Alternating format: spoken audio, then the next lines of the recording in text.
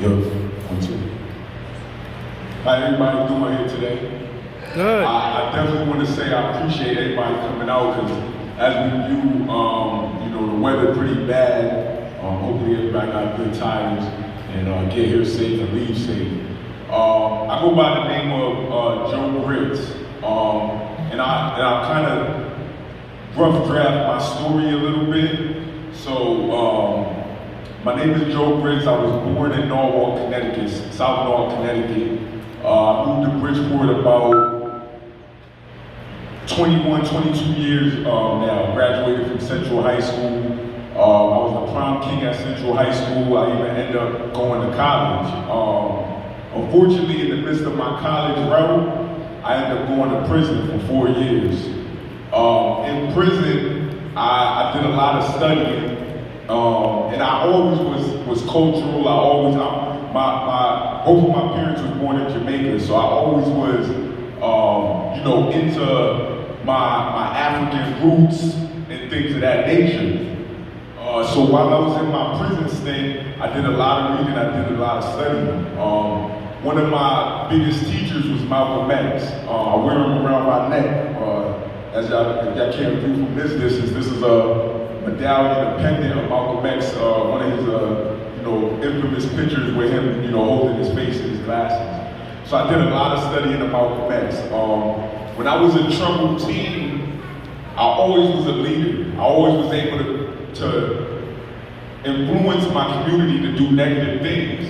So during my prison stint and educating myself on Malcolm X, a lot of people on the inside and on the outside said you could do the same thing in a more meaningful, positive way for your community. So after my 4-year prison stint, I was released, and from day one, I've been just giving back to my community. I had a yearly event called Grade A for Kids, where we donated hundreds of book bags, foods, and things of that nature.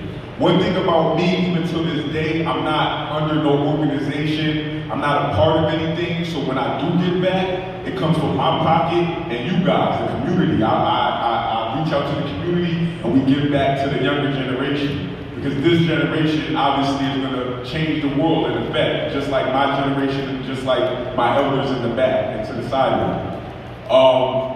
me. Years into me being home, I got more into social community activism, whether it was marches, protests, just being at gun violence programs and things of that nature. I lost a lot of my friends, a lot of my peers to gun violence in Bridgeport, Stanford, Norwalk, New Haven. I'm very known well around the state. I stepped up at different type of rallies and things of that nature, and that's how I built my name. Some bad, some good, just because the way I am, I'm a rebel, and like I said, I'm under no organization, so I move how I want to move and not controlled by the powers that be. As recent as the George Floyd passing, that's when my name really got its buzz. When the highway was taken over on the connector over here, that was me that led that. I led all of women, it was even children up there. And though it did cause a disturbance in the community because people didn't understand, but we had our reason, and it did trickle down to, if you guys remember, that we had the encampment at the police station as well. And even that was a reason that ended up changing laws. We had state representatives and senators and all through Connecticut changing the laws so black and brown people wouldn't get harassed when they get pulled over by the cops, which possibly, if nobody in here has, a relative has in this community, and it's unfortunate. I'm here today to dedicate and big up to all the community leaders and even those that invented what they invented, as y'all see that the children made. They influenced me, they inspired me. I am now also a politician. I'm a part of the Democratic Town Committee. I just ran for state rep last year and the year before city council, which I'll run again. So for the children that's in attendance, I just want them to see somebody who looked like them, somebody who still to this day struggles as they do to stay on the right path, but also know that they can do it. A lot of people didn't believe I could do it. When I was released from prison, I had 10 years parole over my head. So if anybody knows about parole, you could spit on the ground and get, incarcerated again. I didn't violate once. That's also a record in this state. 10 years special parole, no violations, the whole 10 years.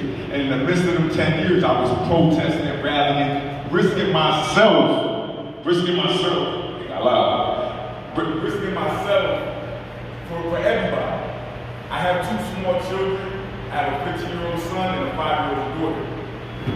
It's times when I went into the streets to protest for our people, black and brown people. And I miss my freedom, but I knew, I always told my mom, if I go to prison again, it would be for the right thing, as you see Martin Luther King, you'll see I got Rosa Parks on my shirt, and other leaders, Stokely Carmichael, those that don't get the recognition because how they was portrayed to the powers that be. I was here to perform a few songs, but I had to run. I do have a song called Black Man that I wrote and I recorded due to 4 days before George Floyd was killed. I myself was pulled over in Milford, and guys, if you have the time to go on YouTube and look, I was pulled over in Milford. I was accused of, my tints on my car is dark. So they basically accused me of having drugs and things of that nature. I refused to get out my car because I had the proper paperwork not to get out my car. And I recorded on Facebook just in case, just like George Floyd, it's a tragedy that happened. From the video, like I said, our own time, I can just type in Joe Bridge Milford. They slammed me, they beat me up, all types of things. I actually, when they searched the car, I had nothing in my car at all. And that just shows, even in my transition of the man I am today, I still can be judged from the color of my skin and just how I dress. So, though we are picking up our great leaders from years on, to the children, I look at myself as Black history for them. And I even, hope one day, because I don't look for flowers or anything, but I always look at Malcolm X as a martyr, as somebody who was celebrated years after he passed. Because while he was president day, a lot of people didn't like him. So I look at myself as the same way in the things I do. So I hope one day the children, even already, some high schools have done projects on my life. I've spoken at Yale University. I spoke at North Community College to criminal law classes to help change some of the laws. So once again, our children, the next generation, won't face certain discriminations that we still present day face. Once again, I have a song called Black Man I'm about to play right now. I appreciate y'all. I enjoy doing this. I enjoy viewing the youth. I enjoy viewing the elders. It's we're always in the same mixtures and the same things.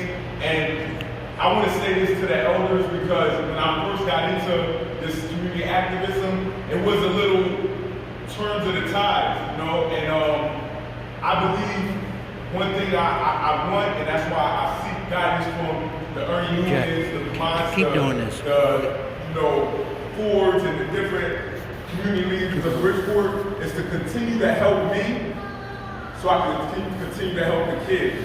Give me the wisdom so I can give them, because when the light dims and things go out and nobody passes me the torch, that's how these children run by. So I want to send my love and thank you for those in the back, those to the side, that y'all been doing this for decades. And I hope I'm making you guys proud. I know sometimes, for those that know me personally, I may disappoint you guys sometimes. But I'm human, I'm a black man in America, and we know black men, black women, when we're birthed from the womb, we're already put behind. They already set us back, that we gotta do extra steps to go forward.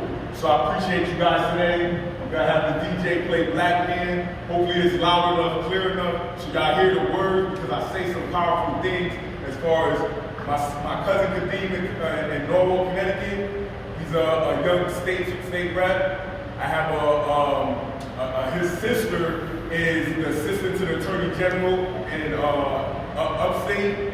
And you know, like I said, I ran for office. I have a cousin, Jamil Roberts, who was Grammy nominated. These are all people from Fairfield County. We went to the Grammys 2 years ago. So, you know, to the kids, you can do whatever you want to do. You can do whatever you want to do. People doubted me the day I got out of prison. They said I'd go back. I'm out. This April will be 16 years I've been out of prison. And I plan on being out 16 more years and dedicating my life and my leadership to the black community. Thank y'all. And you play black music. And don't scare the Negroes today with no badge or no white skin or no white sheep or no white anything else. The police the same way. They put that club upside your head and then turn around and accuse you of attacking them. Every case of police brutality against the Negro follows the same pattern. They attack you, bust you all upside your mouth, and then take you to court and charge you with assault. What kind of democracy is that?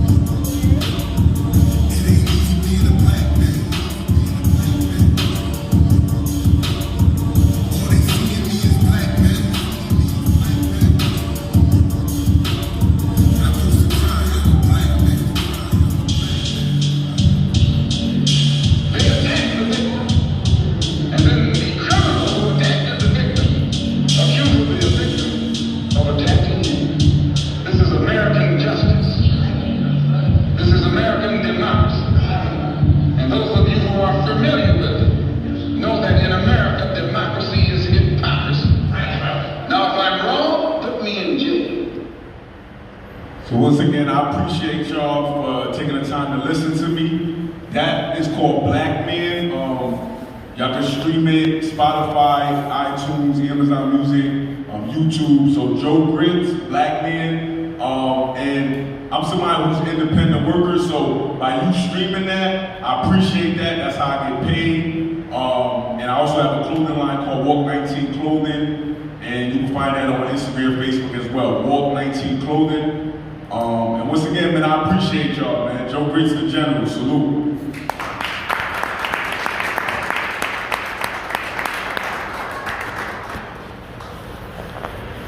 Appreciate you. You got it, Joe. Thank you. Thank you. Oh, Joe Grits, JoeGrits. Oh, Grits.